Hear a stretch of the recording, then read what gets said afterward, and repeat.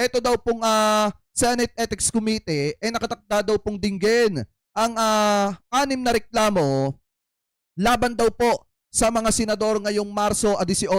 So ngayon ito pakinggan po natin. Mag-aala korte ang Ethics Committee ng Senado ngayong Marso sa paglatag ng mga Ang pagkakaalam ko parang kasama dyan sina Bato de la Rosa, kasama dyan sina Chis Escudero, at ito pong sina JB Ejercito. Pakitama na lamang po ko kung ako po ay mali. reklamo laban sa kanilang mga kasamahan. Kasama sa mga pinaiimbestigahan sina Senators Bato de la Rosa at Chis Escudero. Di rin ligtas maging ang committee chair na si JV Ejercito. Ang detalye sa agenda report ni Hannah T.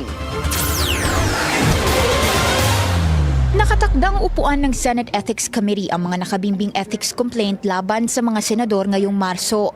Ayon sa chairperson nitong si Senator JV Ejercito, ipopublish pa nila ang updated rules at saka susuriin ng bawat committee member ang mga reklamo bago ang March 18 na target na pagdinig ng Ethics Committee. And that's the only time we will, pag na-vet na namin, kung natanggal na namin yung mga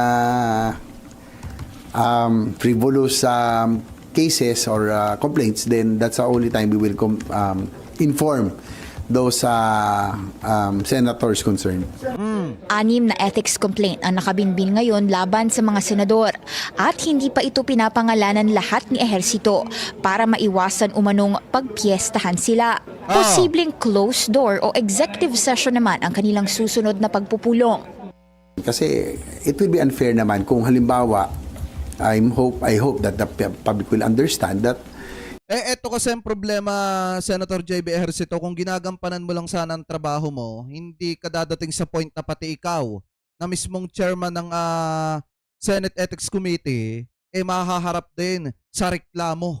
Ano po, kasi kung titingnan nyo mga kababayan, kaya lang naman siya kasi naireklamo kasi hindi niya inaksyonan yung kaso laban dito kay Chis Escudero, mga kababayan. Kasi ang pagkakaalam ko dyan, sinampahan ng ethics complaint itong si Chis Escudero, pero hindi po inaksyonan ni Senator JB Ejercito. At ngayon lamang niya inaksyonan kung kailan inirereklamo na lang din siya.